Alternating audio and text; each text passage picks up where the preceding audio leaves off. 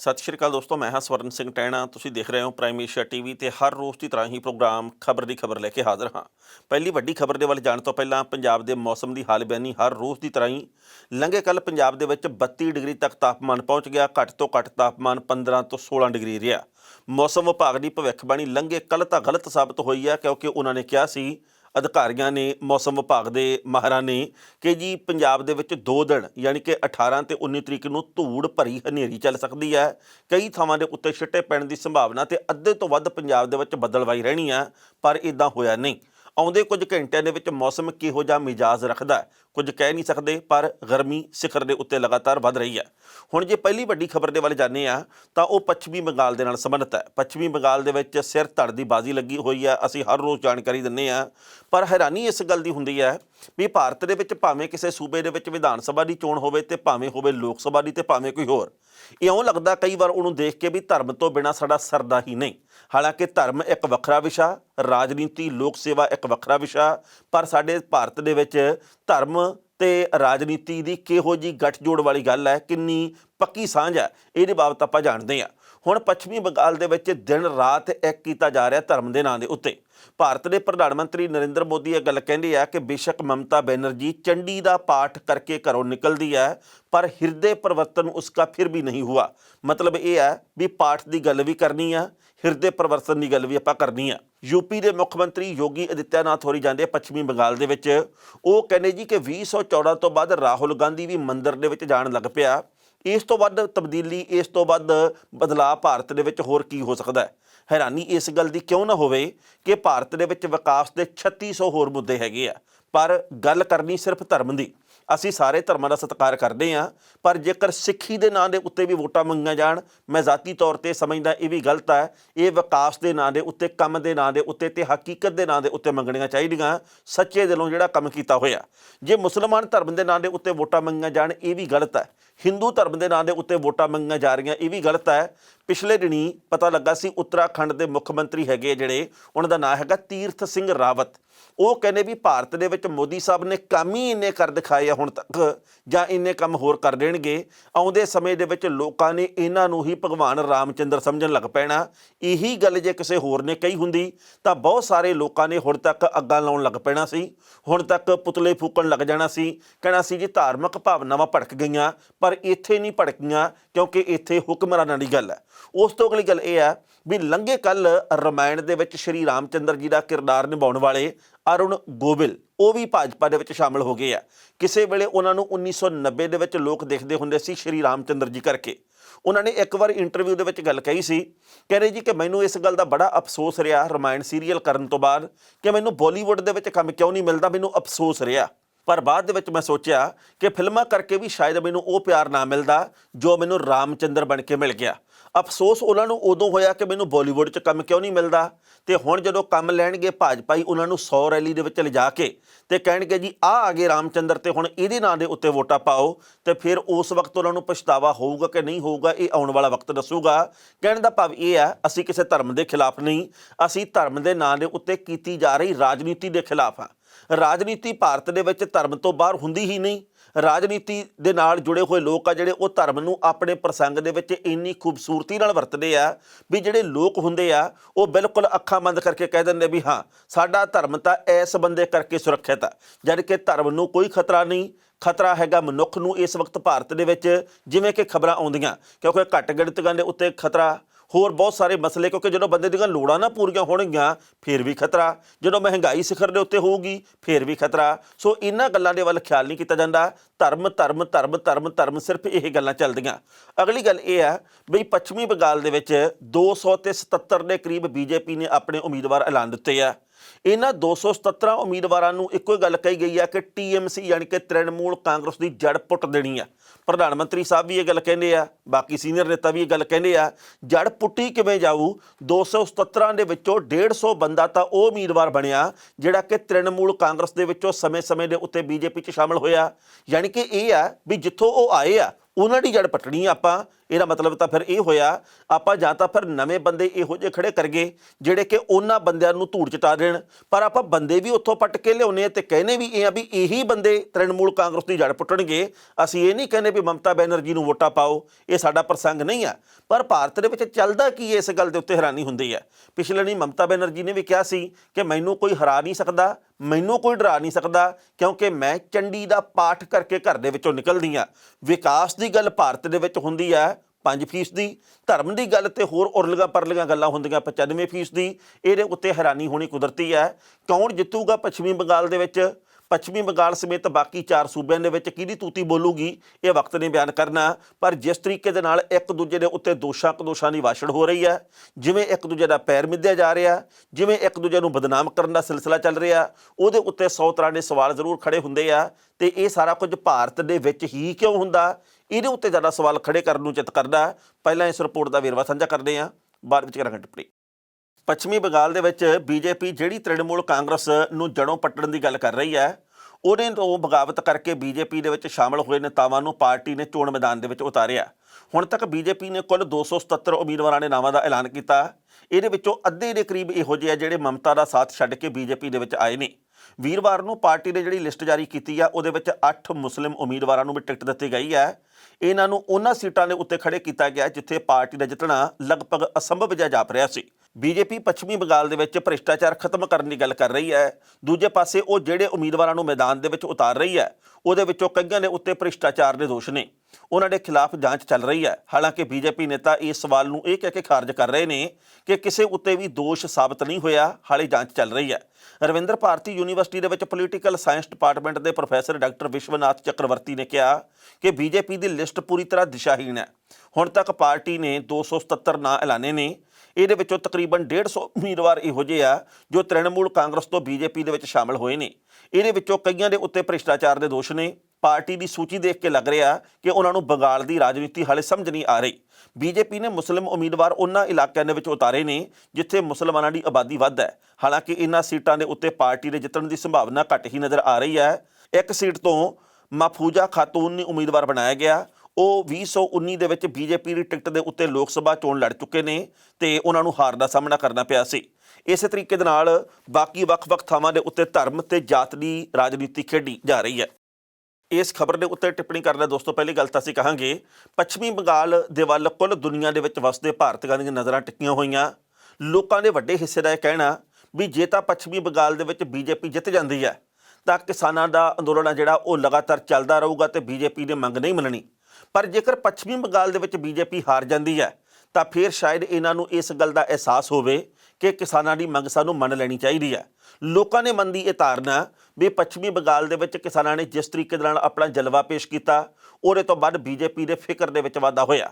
ਨਰਿੰਦਰ ਸਿੰਘ ਤੋਮਰ ਹੋਰੀ ਵੀ ਇਹ ਗੱਲ ਕਹਿੰਦੇ ਆ, ਵਾਰ-ਵਾਰ ਕਹਿੰਦੇ ਆ, ਖਿੱਝ ਕੇ ਇਹ ਗੱਲ ਕਹਿੰਦੇ ਆ ਕਿ ਜੀ ਦੇਖੋ ਅਸੀਂ ਤਾਂ ਕਿਸਾਨਾਂ ਦੇ ਖਿਲਾਫ ਹੈ ਨਹੀਂ, ਕਿਸਾਨ ਤਾਂ ਭੁਚਲਾਏ ਹੋਏ ਆ, ਕਿਸਾਨ ਤਾਂ ਗੁੰਮਰਾਹ ਕੀਤੇ ਹੋਏ ਆ, ਕਿਸਾਨ ਗਲਤ ਟਰੈਕ ਦੇ ਉੱਤੇ ਚੜ੍ਹੇ ਹੋਏ ਆ। ਹਾਲੇ ਵੀ ਬੀਜੇਪੀ ਦੇ ਨੇਤਾਵਾਂ ਦੇ ਮਨ ਦੇ ਵਿੱਚ ਇੱਕੋ ਗੱਲ ਆ ਕਿ ਕਿਸਾਨ ਗਲਤ ਆ, ਅਸੀਂ ਜੋ ਫੈਸਲਾ ਕੀਤਾ ਉਹ ਸਹੀ ਆ। ਪਰ ਲੰਗੇ ਕਲਰ ਰਾਕੇਸ਼ ਟਕੈਤ ਹੋਰਾਂ ਨੇ ਇਹ ਗੱਲ ਕਹੀ ਹੈ। ਉਹ ਕਹਿੰਦੇ ਵੀ ਹਾਲੇ ਤੱਕ ਅਸੀਂ ਦੇਖ ਰਹੇ ਤੇਲ ਤੇ ਤੇਲ ਦੀ ਧਾਰ। ਪਰ ਜੇਕਰ ਬੀਜੇਪੀ ਨੇ ਕਿਸਾਨੀ ਮੰਗਾਂ ਨਾ ਮੰਨੀਆਂ, ਜੇਕਰ ਤਿੰਨੇ ਖੇਤੀ ਕਾਨੂੰਨ ਰੱਦ ਨਾ ਕੀਤੇ ਤੇ MSP ਦੀ ਲਿਖਤੀ ਗਰੰਟੀ ਨਾ ਦਿੱਤੀ, ਅਸੀਂ ਸੱਬਲਾਂ ਚੱਕ ਕੇ ਤੇ ਅੰਬਾਨੀਆਂ ਅਡਾਨੀਆਂ ਦੇ ਸੈਲੋ ਪਲਾਂਟ ਸਾਰੇ ਢਾਹ ਲੈਣੇ ਆ। ਉਹਨਾਂ ਨੇ ਕਿਹਾ ਜੀ ਕਿ ਜਿਹੜੇ ਵੱਡੇ ਭਾਰਤ ਦੇ ਵੱਖ-ਵੱਖ ਥਾਵਾਂ ਦੇ ਉੱਤੇ ਕਾਰਪੋਰੇਟ ਘਰਾਣਿਆਂ ਨੇ, ਵੱਡੇ ਘਰਾਣਿਆਂ ਨੇ ਸੈਲੋ ਪਲਾਂਟ ਬਣਾਏ ਆ, ਅਨਾਜ ਭੰਡਾਰਨ ਕਰਨ ਦੇ ਕੇਂਦਰ ਬਣਾਏ ਹੋਏ ਆ, ਇਹ ਤਾਂ ਹੀ ਬਚੇ ਹੋਏ ਆ। ਹਾਲੇ ਤੱਕ ਅਸੀਂ ਇਹਨਾਂ ਦੇ ਬਾਬਤ ਸੋਚਿਆ ਕੁਝ ਨਹੀਂ, ਪਰ ਜਿਸ ਦਿਨ ਅਸੀਂ ਸੋਚਿਆ ਇਹ ਢਾਹ ਦੇਣੇ ਆ, ਇਹ ਮਿਟਾ ਦੇਣੇ ਆ, फिर कहेंगे जी किसान गलत था, किसान तो हथियार लेकर आए थे, किसानों का तो काम ही ये था, किसान तो आए ही इस काम के लिए थे, किसान तो हिंसक हो गए हैं। कई चैनल कहेंगे किसान तो उग्र हो गए हैं। ਬਾਅਦ ਦੇ ਵਿੱਚ ਇਹ ਗੱਲਾਂ ਕਰੋਗੇ। ਟਕੈਤ ਹੋਰਾਂ ਨੇ ਕਿਹਾ ਕਿ ਹੁਣੇ ਸਾਡੀ ਗੱਲ ਮੰਨ ਲੈਣੀ ਚਾਹੀਦੀ ਹੈ। ਸੋ ਟਕੈਤ ਹੋਰਾਂ ਨੇ ਇਹ ਵੀ ਗੱਲ ਕਹੀ ਹੈ ਵੀ ਕਰੋਨਾ ਦੇ ਨਾਂ ਦੇ ਉੱਤੇ ਖੇਡ ਖੇਡਣ ਦੀ ਕੋਸ਼ਿਸ਼ ਨਾ ਕਰੋ। ਬਾਰਡਰਾਂ ਦੇ ਉੱਤੇ ਬੈਠੇ ਕਿਸਾਨਾਂ ਦੇ ਹੀ ਕਰੋਨਾ ਵੈਕਸੀਨ ਲਾਈ ਜਾਵੇ ਜਿਹੜੇ ਲਵਾਉਣਾ ਚਾਹੁੰਦੇ ਆ। ਉਹਨਾਂ ਨੇ ਕਿਹਾ ਮੈਂ ਵੀ ਲਵਾਉਂਗਾ, ਪਰ ਗੱਲ ਇਹ ਆ ਵੀ ਕਿਤੇ ਵੀ ਕਿਸਾਨਾਂ ਨੇ ਚੱਲ ਕੇ ਨਹੀਂ ਜਾਣਾ। ਜੇ ਤੁਸੀਂ ਚਾਹੁੰਦੇ ਹੋ ਤਾਂ ਇੱਥੇ ਬੈਠਾ ਦੇ ਲਾਓ, ਸਾਡਾ ਇੱਥੇ ਬੈਠਣਾ ਬੇਹੱਦ ਜ਼ਰੂਰੀ ਹੈ। ਕਹਿਣ ਦਾ ਭਾਵ ਇਹ ਹੈ ਵੀ ਕਿਸਾਨਾਂ ਦੇ ਵੱਲੋਂ ਲਗਾਤਾਰ ਪੱਛਮੀ ਬੰਗਾਲ ਦੇ ਵਿੱਚ ਪ੍ਰਚਾਰ ਕੀਤਾ ਜਾ ਰਿਹਾ ਲਗਾਤਾਰ ਬੀਜੇਪੀ ਦੇ ਖਿਲਾਫ ਵੋਟ ਪਾਉਣ ਦੇ ਲਈ ਬੇਨਤੀ ਕੀਤੀ ਜਾ ਰਹੀ ਹੈ। ਹੁਣ ਪੱਛਮੀ ਬੰਗਾਲ ਦੇ ਲੋਕ ਕੀ ਫੈਸਲਾ ਕਰਦੇ ਆ ਵਕਤ ਦੱਸੂ, ਪਰ ਜਾਣਕਾਰ ਸੂਤਰ ਕਹਿੰਦੇ ਆ ਜਿਹੜੇ ਕਿ ਪੱਛਮੀ ਬੰਗਾਲ ਦੇ ਸੀਨੀਅਰ ਪੱਤਰਕਾਰ ਆ, ਜਿਹੜੇ ਸੀਨੀਅਰ ਰਾਜਨੀਤਿਕ ਲੋਕ ਆ, ਉਹ ਇਹ ਗੱਲ ਕਹਿੰਦੇ ਆ ਵੀ ਧੋਬੀ ਪਟਕਾ ਲੱਗ ਵੀ ਸਕਦਾ ਕਿਉਂਕਿ ਬੀਜੇਪੀ ਦੇ ਖਿਲਾਫ ਇੱਕ ਵੱਖਰੀ ਲਹਿਰ ਬਣ ਰਹੀ ਹੈ। ਪੰਜਾਬ ਦੀ ਸਰਕਾਰ ਨੂੰ ਸੱਤਾ ਵਿੱਚ ਆਇਆ 4 ਸਾਲ ਹੋ ਗਏ ਆ। ਲੰਘੇ ਕੱਲ੍ਹ ਕੈਪਟਨ ਅਮਰਿੰਦਰ ਸਿੰਘ ਨੇ ਖੁਸ਼ੀਪੂਰਨ ਤਰੀਕੇ ਦੇ ਨਾਲ ਚੰਡੀਗੜ੍ਹ ਦੇ ਵਿੱਚ ਪ੍ਰੈਸ ਕਾਨਫਰੰਸ ਕੀਤੀ ਹੈ। ਉਹਨਾਂ ਨੇ ਕਿਹਾ ਜੀ ਕਿ ਜੋ ਕੁਝ ਅਸੀਂ ਕਰਤਾ ਹੁੰਦਾ ਨਹੀਂ ਆਮ ਤੌਰ ਤੇ। ਉਹ ਕਹਿੰਦੇ ਜੀ ਕਿ 85% ਅਸੀਂ ਵਾਅਦੇ ਜੋ ਕੀਤੇ ਸੀਗੇ ਲੋਕਾਂ ਦੇ ਨਾਲ ਉਹ ਪੂਰੇ ਕਰਤੇ ਆ, 15% ਬਾਕੀ ਆ, ਉਹ ਅਸੀਂ ਲੋਕਾਂ ਦੇ ਵਿੱਚ ਉਦੋਂ ਤੱਕ ਪੂਰੇ ਕਰ ਹੀ ਜਿਹੜੇ ਜਦੋਂ ਅਸੀਂ ਅਗਲੀਆਂ ਵੋਟਾਂ ਮੰਗਣ ਜਾਣੀਆਂ, ਉਹਦੇ ਤੋਂ ਪਹਿਲਾਂ ਅਸੀਂ ਲੋਕਾਂ ਦੇ ਨਾਲ ਕੀਤੇ ਹੋਏ ਸਾਰੇ ਵਾਅਦੇ ਪੂਰੇ ਕਰ ਦੇਣੇ ਆ। ਇੱਧਰੋਂ ਕੈਪਟਨ ਅਮਰਿੰਦਰ ਸਿੰਘ ਨੇ ਇਹ ਗੱਲ ਕਹੀ ਕਿ ਅਸੀਂ 85% ਵਾਅਦੇ ਪੂਰੇ ਕਰ ਲਏ। ਮੈਂ ਮੋਟਰਸਾਈਕਲ ਚੱਕਿਆ, ਬੱਸ ਅੱਡੇ ਦੇ ਵਿੱਚ ਆ ਗਿਆ, ਮੈਂ ਉੱਥੇ ਰਿਕਸ਼ਾ ਚਾਲਕਾਂ ਨੂੰ ਮਿਲਿਆ, 10-15 ਨਾਲ ਗੱਲਬਾਤ ਕੀਤੀ। ਮੈਂ ਕਿਹਾ ਜੀ 85% ਵਾਅਦੇ ਪੂਰੇ ਹੋ ਗਏ ਹੋਣਗੇ ਕਿ ਨਹੀਂ? ਉਹ ਕਹਿੰਦੇ ਵੀ ਸਿਰ ਸਵਾਹ ਹੋਈ ਆ, ਸਾਨੂੰ ਤਾਂ ਲੱਗਦਾ ਨਹੀਂ ਵੀ ਕੁਝ ਪੂਰਾ ਹੋਇਆ। ਅਸੀਂ ਤਾਂ ਉਵੇਂ ਪਹਿਲਾਂ ਵੀ ਪੈਡਲ ਮਾਰ ਕੇ ਤੇ ਰੋਟੀ ਟੁੱਕ ਖਾਂਦੇ ਸੀ, ਅੱਜ ਵੀ ਉਵੇਂ ਹੀ ਆ। ਸਾਡਾ ਸਿਲੰਡਰ 850 ਨੂੰ ਹੋ ਗਿਆ। ਅਸੀਂ ਕੇਂਦਰ ਨੂੰ ਮਾੜਾ ਕਹੀਏ ਜਾਂ ਸੂਬੇ ਦੀ ਸਰਕਾਰ ਨੂੰ ਮਾੜਾ ਕਹੀਏ, ਇਹ ਜੋ ਮਰਜ਼ੀ ਸੋਚ ਲਓ, ਪਰ ਸਾਨੂੰ ਕੁਝ ਨਹੀਂ ਮਿਲਿਆਗਾ ਹਾਲੇ ਤੱਕ। ਫਿਰ ਮੈਂ ਜਦੋਂ ਘਰ ਨੂੰ ਜਾਂਦਾ ਸੀਗਾ ਤੇ ਰਾਹ ਦੇ ਵਿੱਚ 2 ਥਾਵਾਂ ਦੇ ਉੱਤੇ ਲਾਲ ਬੱਤੀ ਆਉਂਦੀ ਆ। ਉੱਥੇ ਜਦੋਂ ਮੈਂ ਖੜਾ ਤੇ ਆਲੇ ਦੁਆਲੇ ਮੇਰੇ ਹੋਰ ਕਈ ਮੋਟਰਸਾਈਕਲਾਂ ਵਾਲੇ ਵੀ ਖੜੇ, ਕਈ ਕਾਰਾਂ ਵਾਲੇ ਵੀ। ਮੈਂ ਆਲੇ ਦੁਆਲੇ ਜਿਹੜੇ 2-3 ਮੋਟਰਸਾਈਕਲਾਂ ਵਾਲੇ ਖੜੇ ਸੀ ਉਹਨਾਂ ਨੂੰ ਕਿਹਾ ਜੀ ਕਿ ਕੈਪਟਨ ਸਰਕਾਰ ਨੇ ਤੁਹਾਡੇ ਖਿਆਲ ਦੇ ਮੁਤਾਬਕ ਪੰਜਾਬ ਦੇ ਵਿੱਚ ਕਿੰਨੇ ਫੀਸਦੀ ਵਾਅਦੇ ਪੂਰੇ ਕਰਤੇ ਹੋਣਗੇ? ਉਹ ਕਹਿੰਦੇ ਵੀ ਜੇ ਤਾਂ ਅਖਬਾਰ ਦਾ ਸਫਾ ਦੇਖੀਏ ਫਿਰ ਤਾਂ 100% ਹੋ ਗਏ, ਤੇ ਜੇਕਰ ਅਸੀਂ ਪ੍ਰੈਕਟੀਕਲ ਤੌਰ ਤੇ ਦੇਖੀਏ ਵੀ ਸਾਨੂੰ ਕੀ ਮਿਲਿਆ, ਅਸੀਂ ਵੀ ਪੰਜਾਬ ਦੇ ਵਸਨੀਕ ਹਾਂ, ਕੀ ਪਤਾ ਅਸੀਂ ਵੀ ਵੋਟ ਕੈਪਟਨ ਸਾਹਿਬ ਨੂੰ ਪਾਈ ਹੋਵੇ ਉਦੋਂ, ਸਾਨੂੰ ਤਾਂ ਕੋਈ ਵਾਅਦਾ ਪੂਰਾ ਹੋਇਆ ਪ੍ਰਤੀਤ ਨਹੀਂ ਹੋਇਆ। ਜੇਕਰ ਰਿਕਸ਼ਾ ਚਾਲਕ ਵੀ ਇਹ ਗੱਲ ਕਹਿੰਦਾ, ਦਰਮਿਆਨਾ ਬੰਦਾ ਜਿਹੜਾ ਮੋਟਰਸਾਈਕਲ ਕਾਰ ਤੇ ਵੀ ਇਹ ਗੱਲ ਕਹਿੰਦਾ, ਤੇ ਫਿਰ ਵਾਅਦੇ ਕਿਹਦੇ ਪੂਰੇ ਹੋ ਗਏ? ਸਵਾਲ ਹੁਣ ਇਹ ਪੈਦਾ ਹੁੰਦਾ। ਕੈਪਟਨ ਅਮਰਿੰਦਰ ਸਿੰਘ ਨੇ ਕਿਹਾ ਕਿ ਜੋ ਮੈਂ ਗੁਟਕਾ ਸਾਹਿਬ ਹੱਥ ਦੇ ਵਿੱਚ ਫੜ ਕੇ ਸਹੁੰ ਖਾਧੀ ਸੀ, ਉਦੋਂ ਮੈਂ ਇਹ ਗੱਲ ਨਹੀਂ ਸੀ ਕਹੀ ਕਿ ਨਸ਼ਾ ਮੁਕੰਮਲ ਖਤਮ ਕਰ ਦਿਆਂਗੇ। ਮੈਂ ਇਹ ਗੱਲ ਕਹੀ ਸੀ ਕਿ ਨਸ਼ੇ ਦਾ ਲੱਕ ਤੋੜ ਕੇ ਰੱਖ ਦਿਆਂਗੇ, ਤੇ ਲੱਕ ਆਪਾਂ ਤੋੜਤਾ। ਉਹ ਕਹਿੰਦੇ ਵੀ ਇਸ ਵਕਤ ਨਸ਼ਾ ਤਸਕਰ ਭੱਜ ਗਏ ਆ। ਪੰਜਾਬ ਦੇ ਵਿੱਚ ਬਹੁਤ ਸਾਰੇ ਨਸ਼ਾ ਤਸਕਰ ਸਿੱਖਾਂ ਦੇ ਪਿੱਛੇ ਬੰਦ ਕਰਤੇ ਆ। ਨਸ਼ਾ ਪੰਜਾਬ ਦੇ ਵਿੱਚ ਔਖਾ ਹੋ ਗਿਆ ਮਿਲਣਾ।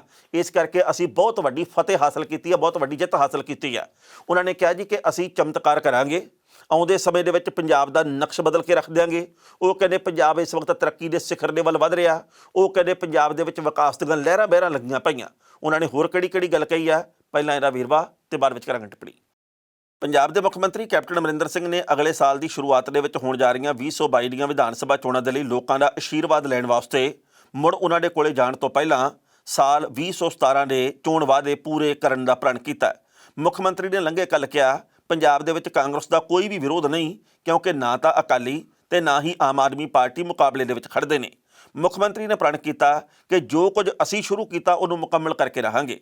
ਮੁੱਖ ਮੰਤਰੀ ਨੇ ਪੰਜਾਬ ਦੇ ਲੋਕਾਂ ਨੂੰ ਭਰੋਸਾ ਦਿੱਤਾ ਕਿ ਹਰੇਕ ਵਾਅਦੇ ਨੂੰ ਪੂਰਾ ਕਰਨ ਦੇ ਵਿੱਚ ਕੋਈ ਕਸਰ ਨਹੀਂ ਛੱਡਾਂਗੇ। 2017 ਦੇ ਵਿੱਚ ਕੀਤੇ ਹੋਏ ਵਾਅਦੇ ਮੁਕੰਮਲ ਕਰਾਂਗੇ। ਉਹਨਾਂ ਨੇ ਕਿਹਾ ਕਿ 85% ਤੋਂ ਵੱਧ ਚੋਣ ਵਾਅਦੇ ਪੂਰੇ ਹੋ ਗਏ ਨੇ, ਤੇ ਕਿਸੇ ਵੀ ਸੂਬੇ ਦੇ ਵਿੱਚ ਕਿਸੇ ਵੀ ਪਾਰਟੀ ਦੇ ਲਈ ਇਹ ਇੱਕ ਰਿਕਾਰਡ ਹੈ। ਉਹਨਾਂ ਨੇ ਕਿਹਾ ਕਿ ਪਿਛਲਾ ਰਿਕਾਰਡ ਆਂਧਰਾ ਪ੍ਰਦੇਸ਼ ਦੇ ਵਿੱਚ ਚੰਦਰ ਬਾਬੂ ਨਾਇਡੂ ਦੀ ਸਰਕਾਰ ਦਾ ਸੀ, ਜਿਹਨੇ 81% ਵਾਅਦੇ ਪੂਰੇ ਕੀਤੇ ਸਨ।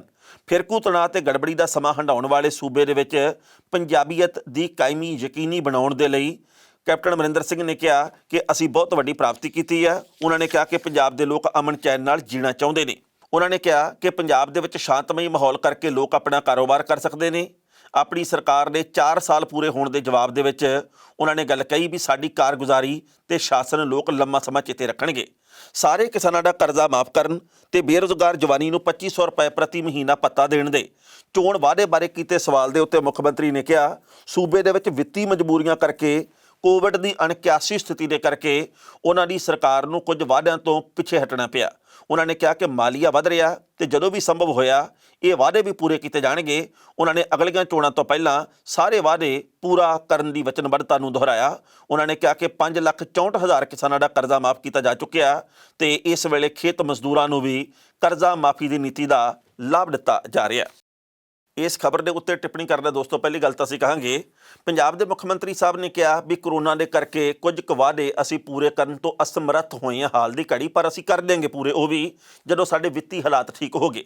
ਪਰ ਜਿੰਨਾ ਕੁ ਮੈਨੂੰ ਚੇਤੇ ਆ, ਇਹ ਪਿਛਲੇ ਸਾਲ ਯਾਨੀ ਕਿ 2020 ਦੇ ਵਿੱਚ ਫਰਵਰੀ ਮਾਰਚ ਦੇ ਵਿੱਚ ਕਰੋਨਾ ਮਹਾਮਾਰੀ ਆਈ, ਪਰ ਸਰਕਾਰ ਸੂਬੇ ਦੇ ਵਿੱਚ 2017 ਦੇ ਵਿੱਚ ਆ ਗਈ ਸੀ।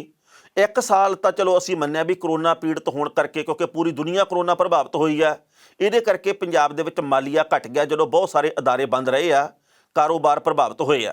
ਪਰ ਜਿਹੜੇ ਉਸ ਤੋਂ ਪਹਿਲਾਂ 3 ਸਾਲ ਸੀ, ਕੀ ਉਦੋਂ ਆਪਾਂ ਘਰ ਘਰ ਦੇ ਵਿੱਚ ਨੌਕਰੀ ਪਹੁੰਚਾਤੀ?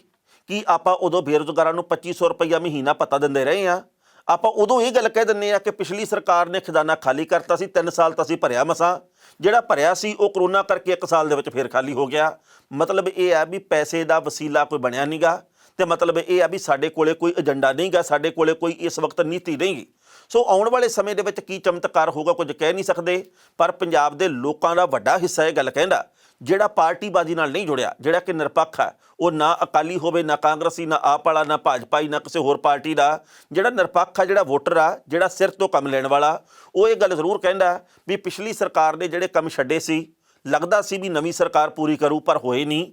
ਨਾ ਤਾਂ ਨਸ਼ਾ ਮਾਫੀਆ ਖਤਮ ਹੋਇਆ, ਨਾ ਹੀ ਕੇਬਲ ਮਾਫੀਆ ਖਤਮ ਹੋਇਆ, ਨਾ ਹੀ ਰੇਤ ਸਸਤੀ ਹੋਈ ਹੈ, ਨਾ ਲੈਂਡ ਮਾਫੀਆ ਖਤਮ ਹੋਇਆ, ਨਾ ਅਸੀਂ ਪਾਰਦਰਸ਼ਤਾ ਦੀ ਗੱਲ ਇਹ ਕਹਿ ਸਕਦੇ ਵੀ 100% ਹੋ ਗਈ ਹੈ, ਨਾ ਅਸੀਂ ਇਹ ਗੱਲ ਕਹਿ ਸਕਦੇ ਹਾਂ ਵੀ ਭਾਈ ਜਿਹੜੀਆਂ ਧੀਆਂ ਧਿਆਣੀਆਂ ਉਹਨਾਂ ਨੂੰ 21,000 ਰੁਪਈਆ ਸ਼ਗਨ ਸਕੀਮ ਮਿਲਦੀ ਸੀ, ਹੁਣ 51,000 ਦੀ ਗੱਲ ਕਰਤੀ, ਪਰ ਕੀ ਉਹਨਾਂ ਨੂੰ 21,000 ਮਿਲਦੀ ਸੀ? ਸਵਾਲ ਇਹ ਬਹੁਤ ਵੱਡੇ ਆ।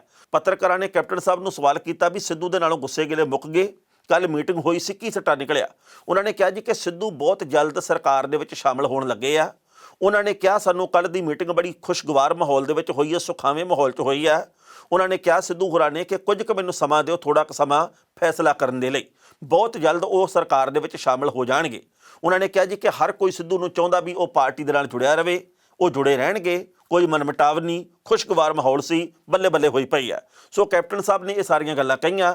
ਹੱਸਣਾ ਹੱਸ ਲਓ, ਮੰਨਣਾ ਮੰਨ ਲਓ, ਇਹ ਤੁਹਾਡੀ ਆਪਣੀ ਮਰਜ਼ੀ ਹੈ। ਪੰਜਾਬ ਦਾ ਸੱਚੀ ਮੁੱਚੀ ਵਿਕਾਸ ਹੋਵੇ, ਆਉਂਦੇ ਸਮੇਂ ਦੇ ਵਿੱਚ ਕਮਾਲ ਹੋ ਜੇ ਵਿਕਾਸ ਦੇ ਮਾਮਲੇ ਦੇ ਵਿੱਚ, ਇਹਦੀ ਅਸੀਂ ਕਾਮਨਾ ਕਰਦੇ ਹਾਂ। ਕੇਂਦਰ ਦੀ ਸਰਕਾਰ ਦੇ ਵੱਲੋਂ ਇਹ ਗੱਲ ਕਹੀ ਗਈ ਹੈ, ਖਾਸ ਕਰਕੇ ਨਿਤਿਨ ਗਡਕਰੀ ਜਿਹੜੇ ਕਿ ਸੜਕੀ ਆਵਾਜਾਈ ਵਿਭਾਗ ਦੇ ਮੰਤਰੀ ਆ, ਉਹਨਾਂ ਨੇ ਕਿਹਾ ਕਿ ਆਉਂਦੇ ਵਰ੍ਹੇ ਤੱਕ ਯਾਨੀ ਕਿ 2022 ਤੱਕ ਭਾਰਤ ਦੇ ਵਿੱਚੋਂ ਟੋਲ ਪਲਾਜ਼ੇ ਖਤਮ ਕਰ ਦਿੱਤੇ ਜਾਣੇ ਆ। ਇਹਦਾ ਮਤਲਬ ਇਹ ਨਹੀਂ ਕਿ ਆਪਾਂ ਮੁਫਤ ਦੇ ਵਿੱਚ ਹੀ ਜਾਵਾਂਗੇ ਆਵਾਂਗੇ, ਸੜਕਾਂ ਦੇ ਉੱਤੇ ਚੜਾਂਗੇ ਉਤਰਾਂਗੇ। ਇਹਦਾ ਮਤਲਬ ਇਹ ਆ ਵੀ ਟੋਲ ਪਲਾਜ਼ਿਆਂ ਵਾਲੇ ਜਿਹੜੇ ਘਰ ਬਣੇ ਆ, ਸ਼ੈੱਡ ਬਣੇ ਆ, ਇਹ ਚੱਕ ਦਿੱਤੇ ਜਾਣਗੇ। ਵਿਦੇਸ਼ਾਂ ਦੀ ਤਰਜ਼ ਦੇ ਉੱਤੇ ਜਿੰਨੀ ਤੁਸੀਂ ਸੜਕ ਵਰਤੀ ਉਹਦੇ ਮੁਤਾਬਕ ਹੀ ਤੁਹਾਨੂੰ ਬਿੱਲ ਆਇਆ ਕਰੂਗਾ, ਟੈਕਸ ਦੇਣਾ ਪਊਗਾ। ਉਹਨਾਂ ਨੇ ਇਹ ਗੱਲ ਕਹੀ ਹੈ ਵੀ 60 ਕਿਲੋਮੀਟਰ ਆ ਜਿਹੜਾ ਉਹ ਇਸ ਵਕਤ ਤੈਅ ਕੀਤਾ ਗਿਆ ਵੀ 60 ਕਿਲੋਮੀਟਰ ਦੇ ਫਾਸਲੇ ਬਾਅਦ ਨਵਾਂ ਟੋਲ ਪਲਾਜ਼ਾ ਆਉਂਦਾ। ਮੰਨ ਲਓ ਕਿਸੇ ਬੰਦੇ ਨੇ ਹਾਈਵੇ ਦੇ ਉੱਤੇ ਹੁਣ ਗੱਡੀ ਚਾੜੀ ਹੈ, ਉਹਨੇ ਸੜਕ ਵਰਤੀ ਹੈਗੀ ਆ 30 ਕਿਲੋਮੀਟਰ, ਪਰ ਉਹਨੂੰ ਕਿਰਾਇਆ ਦੇਣਾ ਪੈਂਦਾ, ਟੈਕਸ ਦੇਣਾ ਪੈਂਦਾ 60 ਕਿਲੋਮੀਟਰ ਦਾ ਹੀ, ਜਦ ਕਿ 30 ਕਿਲੋਮੀਟਰ ਦਾ ਉਹਨੂੰ ਫਾਲਤੂ ਖਰਚ ਦੇਣਾ ਪੈਂਦਾ। ਉਹ ਕਹਿੰਦੇ ਵੀ GPS ਸਿਸਟਮ ਅਸੀਂ ਇੱਕ ਇਹੋ ਜਿਹਾ ਬਣਾ ਰਹੇ ਹਾਂ, ਤੁਸੀਂ ਜਿੰਨੀ ਸੜਕ ਦੀ ਵਰਤੋਂ ਕਰੋਗੇ ਉਹਦੇ ਮੁਤਾਬਕ ਤੁਹਾਨੂੰ ਟੋਲ ਟੈਕਸ ਦੇਣਾ ਪਊਗਾ। ਤੁਸੀਂ ਮੰਨ ਲਓ ਹੁਣ ਹਾਈਵੇ ਤੇ ਚੜ੍ਹ ਗਏ, GPS ਦੇ ਰਾਹੀਂ ਇਹ ਰਿਕਾਰਡ ਪਤਾ ਲੱਗ ਜਾਣਾ। ਤੁਸੀਂ ਮੰਨ ਲਓ 25 ਕਿਲੋਮੀਟਰ ਜਾ ਕੇ ਤੇ ਸੜਕ ਛੱਡਤੀ, ਤੁਸੀਂ ਪਿੰਡ 'ਚ ਵੜ ਗਏ, ਤੁਸੀਂ ਸੜਕ ਤੋਂ ਉਤਰ ਗਏ, ਤਾਂ ਇਹਦਾ ਮਤਲਬ ਇਹ ਆ ਵੀ ਤੁਹਾਡਾ ਟੋਲ ਟੈਕਸ ਬੰਦ ਹੋ ਜਾਣਾ। ਤੁਸੀਂ 25 ਕਿਲੋਮੀਟਰ ਦਾ ਹੀ ਟੈਕਸ ਦਿਓਗੇ। ਜੇ ਕਿਸੇ ਨੇ ਹਾਈਵੇ ਦੇ ਉੱਤੇ 40 ਕਿਲੋਮੀਟਰ ਸਫ਼ਰ ਕੀਤਾ ਤਾਂ ਫਿਰ ਉਹਨੂੰ 40 ਕਿਲੋਮੀਟਰ ਦਾ ਹੀ ਕਿਰਾਇਆ ਦੇਣਾ ਪਊਗਾ। ਉਹਨਾਂ ਨੇ ਜਿਹੜੀ ਗੱਲ ਕਹੀ ਹੈ, ਵਿਦੇਸ਼ਾਂ ਦੇ ਵਿੱਚ ਤਾਂ ਇੱਦਾਂ ਹੋ ਜਾਂਦਾ ਹੈ ਕਿਉਂਕਿ ਨੈੱਟ ਉੱਥੇ ਬੜਾ ਕਾਮਯਾਬ ਆ, GPS ਇੰਟਰਨੈਟ ਨਾਲ ਚੱਲਣਾ। ਭਾਰਤ ਦੇ ਵਿੱਚ ਜਦੋਂ ਭਾਉਣਾ ਜਾਂ ਇੱਕ ਨਿੱਕੀ ਜਿਹੀ ਵੀਡੀਓ ਦੇ ਲਈ ਵੀ ਮੋਬਾਈਲ ਦੇ ਉੱਤੇ ਘੁੰਮਦਾ ਰਹਿੰਦਾ, ਉਸ ਵਕਤ GPS ਸਿਸਟਮ ਕਿੰਨਾ ਕੁ ਕਾਮਯਾਬ ਹੋਊਗਾ, ਇਹ ਵੀ ਵਕਤ ਬਿਆਨ ਕਰੂਗਾ। ਪਹਿਲਾਂ ਇਸ ਰਿਪੋਰਟ ਦਾ ਵੇਰਵਾ ਤੇ ਬਾਅਦ ਵਿੱਚ ਕਰਾਂਗੇ ਟਿੱਪਣੀ। ਕੈਬਨਿਟ ਮੰਤਰੀ ਨਿਤਿਨ ਗਡਕਰੀ ਨੇ ਕਿਹਾ ਕਿ ਆਉਣ ਵਾਲੇ ਸਮੇਂ ਦੇ ਵਿੱਚ ਸਫ਼ਰ ਦੌਰਾਨ ਟੋਲ ਪਲਾਜ਼ੇ ਦੇ ਉੱਤੇ ਹੋਣ ਵਾਲੀਆਂ ਸਮੱਸਿਆਵਾਂ ਤੋਂ ਮੁਕਤੀ ਮਿਲ ਜਾਵੇਗੀ। ਕੇਂਦਰੀ ਸੜਕ ਆਵਾਜਾਈ ਮੰਤਰੀ ਨਿਤਿਨ ਗਡਕਰੀ ਨੇ ਸੰਸਦ ਦੇ ਵਿੱਚ ਕਿਹਾ, ਅਗਲੇ 1 ਸਾਲ ਦੇ ਵਿੱਚ ਮੌਜੂਦਾ ਟੋਲ ਕਲੈਕਸ਼ਨ ਸਿਸਟਮ ਨੂੰ ਪੂਰੀ ਤਰ੍ਹਾਂ ਨਾਲ ਖਤਮ ਕਰ ਦਿੱਤਾ ਜਾਵੇਗਾ, ਯਾਨੀ ਕਿ ਟੋਲ ਪਲਾਜ਼ੇ ਹਟਾ ਦਿੱਤੇ ਜਾਣਗੇ। ਇਹਦੀ ਥਾਂ ਦੇ ਉੱਤੇ ਟੋਲ ਕਲੈਕਸ਼ਨ ਦੇ ਲਈ ਨਵਾਂ ਸਿਸਟਮ ਬਣਾਇਆ ਜਾ ਰਿਹਾ। ਉਹਨਾਂ ਨੇ ਕਿਹਾ ਕਿ ਜੇਕਰ ਆਉਂਦੇ ਸਮੇਂ ਦੇ ਵਿੱਚ ਕੋਈ ਸਮੱਸਿਆ ਪੈਦਾ ਹੁੰਦੀ ਹੈ ਤਾਂ ਸਰਕਾਰ ਉਹਦੇ ਲਈ ਵਚਨਬੱਧ ਹੈ ਉਸ ਮਸਲੇ ਨੂੰ ਹੱਲ ਕਰਨ ਦੇ ਲਈ। ਕੇਂਦਰੀ ਮੰਤਰੀ ਨੇ ਕਿਹਾ ਕਿ ਨਵੇਂ ਸਿਸਟਮ ਦੇ ਵਿੱਚ ਟੋਲ ਟੈਕਸ ਦੀ ਵਸੂਲੀ ਫਾਸਟੈਗ ਦੇ ਜ਼ਰੀਏ ਹੋਵੇਗੀ। ਕੇਂਦਰੀ ਮੰਤਰੀ ਨੇ ਕਿਹਾ ਕਿ ਹਾਲੇ ਦੇਸ਼ ਦੇ ਵਿੱਚ ਤਕਰੀਬਨ 93% ਦੀ ਟੋਲ ਟੈਕਸ ਕਲੈਕਸ਼ਨ ਫਾਸਟੈਗ ਦੇ ਜ਼ਰੀਏ ਹੋ ਰਿਹਾ। ਨਕਦੀ ਦੇ ਜ਼ਰੀਏ ਟੋਲ ਟੈਕਸ ਦੇਣ ਵਾਲੇ ਵਿਸ਼ੇਸ਼ 7% ਦੀ ਵਾਹਨਾਂ ਨੂੰ ਫਾਸਟੈਗ ਦੇ ਨਾਲ ਜੋੜਨ ਦੇ ਲਈ ਕਾਰਵਾਈ ਕੀਤੀ ਜਾਵੇਗੀ। ਇਹਦੇ ਲਈ ਇੱਕ ਅੰਦਾਜ਼ੇ ਦੇ ਮੁਤਾਬਕ ਸਰਕਾਰ ਨੂੰ ਟੋਲ ਟੈਕਸ ਤੋਂ ਸਾਲਾਨਾ 30,000 ਕਰੋੜ ਰੁਪਈਆ ਮਿਲ ਰਿਹਾ, ਜਿਸ ਨੂੰ ਉਹ 2024 ਦੇ ਅਖੀਰ ਤੱਕ 1 ਲੱਖ ਕਰੋੜ ਕਰਨਾ ਚਾਹੁੰਦੀ ਹੈ। ਇਸ ਖਬਰ ਦੇ ਉੱਤੇ ਟਿੱਪਣੀ ਕਰਨਾ ਦੋਸਤੋ, ਪਹਿਲੀ ਗੱਲ ਤਾਂ ਅਸੀਂ ਕਹਾਂਗੇ ਭਾਰਤ ਦੇ ਵਿੱਚ ਆਮ ਲੋਕਾਂ ਨੂੰ ਕੋਈ ਸਹੂਲਤ ਨਾਂ ਦੀ ਚੀਜ਼ ਮਿਲੇ, ਇਹਦੀ ਅਸੀਂ ਕਾਮਨਾ ਕਰਦੇ ਹਾਂ। ਅਸੀਂ ਕਿਸੇ ਪਾਰਟੀ ਵਿਸ਼ੇਸ਼ ਦੇ ਖਿਲਾਫ ਨਹੀਂ, ਪਰ ਜੋ ਕੁਝ ਦਿਸਦਾ ਬਤੌਰ ਇਨਸਾਨ, ਬਤੌਰ ਵੋਟਰ, ਬਤੌਰ ਪੱਤਰਕਾਰ, ਉਹਦਾ ਜ਼ਿਕਰ ਤੇ ਫਿਕਰ ਕਰਨਾ ਬਣਦਾ। ਹੁਣ ਸਵਾਲ ਇਹ ਪੈਦਾ ਹੁੰਦਾ ਵੀ ਜਦੋਂ ਅਸੀਂ ਕੋਈ ਵੀ ਗੱਡੀ ਲੈਂਦੇ ਆ, ਭਾਵੇਂ 4 ਪਹੀਆ ਹੋਵੇ, ਭਾਵੇਂ 8 ਪਹੀਆ ਹੋਵੇ ਤੇ ਭਾਵੇਂ 2 ਪਹੀਆ ਹੋਵੇ, ਉਦੋਂ ਅਸੀਂ ਰੋਡ ਟੈਕਸ ਦਿੰਦੇ ਆ। ਉਸ ਤੋਂ ਬਾਅਦ ਜਦੋਂ ਸੜਕ ਦੇ ਉੱਤੇ ਚੜ੍ਹਦੇ ਹਾਂ ਅਸੀਂ ਫਿਰ ਟੋਲ ਟੈਕਸ ਦਿੰਦੇ ਆ। ਇਹ ਦੋਹਰਾ ਟੈਕਸ ਭਾਰਤ ਦੇ ਲੋਕਾਂ ਨੂੰ ਕਿਉਂ ਪੈ ਰਿਹਾ, ਸਵਾਲ ਤਾਂ ਇਹ ਵੀ ਹੈ। ਜੇਕਰ ਟੈਕਸ ਵੀ ਦੇ ਰਹੇ ਆ ਤਾਂ ਫਿਰ ਵੀ ਪੂਰੀਆਂ ਸਹੂਲਤਾਂ ਨਹੀਂ ਮਿਲਦੀਆਂ। ਇਹਦਾ ਕਾਰਨ ਕੀ ਹੈ? ਅੱਜ ਦੀ ਤਰੀਕ ਦੇ ਵਿੱਚ ਇੱਕ ਧਾਰਨਾ ਬਣ ਗਈ ਹੈ ਹਰ ਬੰਦੇ ਦੀ ਵੀ ਜੇ ਕਿਤੇ 5-10 ਕਿਲੋਮੀਟਰ ਪੱਧਰੀ ਸੜਕ ਆ ਗਈ ਸੋਹਣੀ, ਤੁਹਾਨੂੰ ਚੰਗੀ ਫੀਲਿੰਗ ਆਵੇ ਵੀ ਕਮਾਲ ਦੀ ਸੜਕ ਆ ਮਲਾਈ ਵਰਗੀ, ਇਹਦਾ ਮਤਲਬ ਇਹ ਆ ਵੀ ਅੱਗੇ ਟੋਲ ਪਲਾਜ਼ਾ। ਤੇ ਜੇਕਰ ਟੁੱਟੀ ਫੁੱਟੀ ਸੜਕ ਆ ਤਾਂ ਇਹਦਾ ਮਤਲਬ ਇਹ ਆ ਵੀ ਅੱਗੇ ਟੋਲ ਪਲਾਜ਼ਾ ਹੈ ਨਹੀਂ। ਸੋ ਇਸ ਕਰਕੇ ਜਦੋਂ ਵੀ ਸੜਕ ਦਾ ਟੋਟਾ ਬਣੂਗਾ ਉਹਦਾ ਲਈ ਤੁਹਾਨੂੰ ਮੁੱਲ ਤਾਰਨਾ ਪਊਗਾ, ਇਹ ਤਾਂ ਗੱਲ ਪੱਕੀ ਹੈ। ਬਾਕੀ ਆਉਂਦੇ ਸਮੇਂ ਦੇ ਵਿੱਚ ਤਬਦੀਲੀਆਂ ਬਹੁਤ ਸਾਰੀਆਂ ਹੋਣੀਆਂ, ਉਹਦੇ ਵਿੱਚ ਇੱਕ ਇਹ ਵੀ ਹੈ ਵੀ ਹੁਣ GPS ਦੇ ਰਾਹੀਂ ਸਿਸਟਮ ਦਾ ਪਤਾ ਲੱਗੂਗਾ। ਖਬਰਾਂ ਦੇ ਉੱਤੇ ਵਿਚਾਰ ਚਰਚਾ ਹੋਰ ਵੀ ਕੀਤੀ ਜਾ ਸਕਦੀ ਸੀ, ਪਰ ਜੋ ਵਕਤ ਦੀ ਘਾਟ ਹੈ ਰੁਕਣ ਦਾ ਇਸ਼ਾਰਾ ਕਰ ਰਹੀ ਹੈ। ਕੱਲ੍ਹ ਨੂੰ ਇਸੇ ਵੇਲੇ ਖਬਰ ਦੀ ਖਬਰ ਲੈ ਕੇ ਫਿਰ ਹਾਜ਼ਰ ਹੋਵਾਂਗੇ। ਉਦੋਂ ਤੱਕ ਲਈ ਆਗਿਆ ਦਿਓ। ਬਹੁਤ ਬਹੁਤ ਮਿਹਰਬਾਨੀ।